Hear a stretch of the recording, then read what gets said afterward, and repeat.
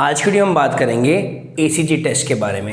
भाई ईसीजी होता क्या है? जब भी आपका हार्ट कोई प्रॉपरली काम नहीं करता, सपोज आपकी हार्ट बीट ज़्यादा हो गई, आपकी हार्ट बीट कम हो गई, किसी को हार्ट अटैक आया है तो डॉक्टर एडवाइस करते हैं अपना ईसीजी टेस्ट करें, या फिर किसी के चेस्ट में पेन है या कोई भी हार्ट की प्रॉब्लम है तो वहाँ पर क्या होता है, आपको एडवाइस किया जाता है कि आपको ईसीजी टेस्ट करा लेना चाहिए। अब ईसीजी टेस्ट में क्या होता है, देखो ईसीजी टेस्ट में सबसे पहले कोई बहुत महंगा टेस्ट नहीं है, 150 से 300 रुपये के बीच में आपका ईसीजी टेस्ट होता है। आपकी बॉडी में 12 लीड्स लगाई जाती हैं और वो काम करती क्या है, आपके जो इलेक्ट्रिकल सिग्नल्स हैं उनको डिटेक्ट करते हैं हार्ट के, और एक ईसीजी बनाती।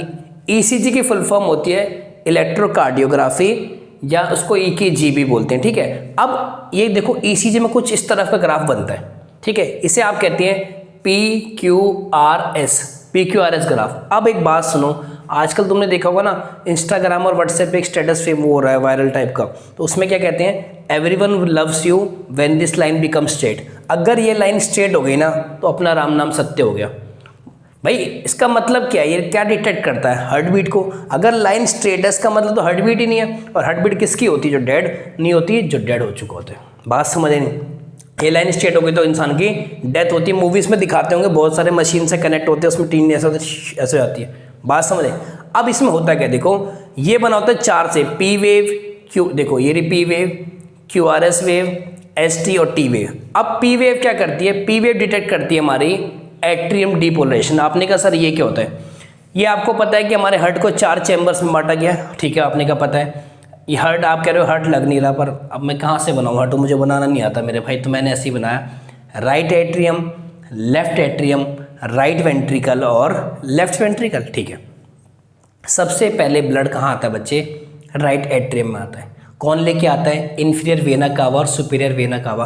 तुम्हें ये तो पता होगा ना कि veins carry blood to the heart, veins जो है हार्ट की तरफ ले जाती हैं, तो राइट एट्रियम में कौन लेके आती है, इन्फीरियर वेना कावा और सुपीरियर वेना कावा। ऐसी साइमल्टेनियस देखो, एक टाइम पे राइट पार्ट भी चलता है, उसी टाइम पे लेफ्ट पार्ट भी चलता है। ऐसा नहीं होता कि दोनों एक ही टाइम पे होता है। और लेफ्ट एट्रियम में कौन लेके आती है, पुल्मोनरी वेन। ठीक है, अब जब राइट एट्रियम में खून आ गया, ठीक है, ब्लड इसमें आ गया, अब ये चाहेगा ना कि ये ब्लड कहाँ चला जाए, राइट वेंट्रिकल में। अब राइट वेंट्रिकल में जाने के लिए देखो इसको सिकुड़ना पड़ेगा ना, जितना ये सिकुड़ेगा उतना ही प्रेशर क्रिएट होगा, और यहाँ पे हमारी होती है ट्राइकस्पिड वॉल्व। एक्चुअली ऐसा होता है, जितना ये सिकुड़ता जाता है उतना ना प्रेशर बढ़ता जाता है, और यहाँ से ना ये वॉल्व बेटा ऐसे नीचे आती है। अब ऐसे नीचे आएगी तो ब्लड जो है बहुत प्रेशर से इसके अंदर आएगा, नहीं आएगा, तो इसे ही कहते हैं एट्रियम डिपोलरेशन। तो पी वेव आपको बताती है कि मेरा एट्रियम डिपोलरेशन कितना है। बात समझ आई? फिर चलते हैं QRS वेव पे। अब सुनो, जब मेरा ब्लड ट्राइकस्पिड वॉल्व से देखो यहाँ पे आ गया बेटा, तो ये वॉल्व ना ऐसे करके थी, खुल गई थी, यहाँ पे सारा ब्लड आ गया। अब ये बंद हो गई ना वॉल्व, अब तो ब्लड आ नहीं सकता, इसमें वापस जा नहीं सकता, इसलिए बंद हो जाती है।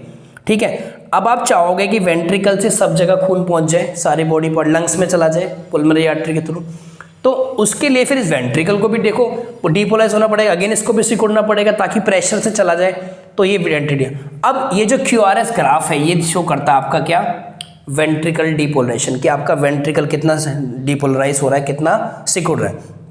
अब सुनो, वेंट्रिकल का काम तो मेन ये खून पहुंचाना।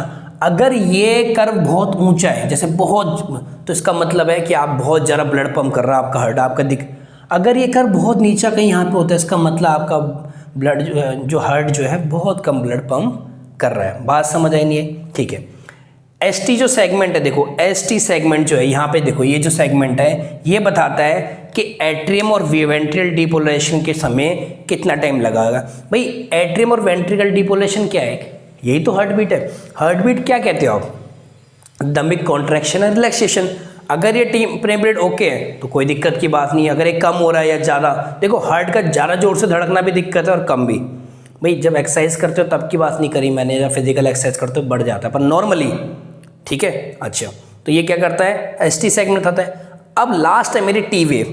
T वेव बताती है कि आपका हार्ट जो है रिलैक्स्ड है, और इसके बाद देखो सेम ऐसे ही कर दे, दोबारा बनना शुरू हो जाएगा दोबारा, तो ऐसे करके हमारी एक पूरी हार्ट बीट बनती है। बात समझ आई नहीं आई? तो समझ आया आपको किस तरह से आपको PQRS कर्व को रीड करना है। बहुत बेसिक सा इंट्रोडक्शन दिया, कोई बहुत ज़्यादा डेप्थ में नहीं गए। इस वीडियो में थोड़ा सा लिमिटेड ही बताया। नेक्स्ट वीडियो में चलेंगे कुछ और इंपॉर्टेंट टॉपिक के साथ, तब तक मिलते हैं आपसे नेक्स्ट वीडियो।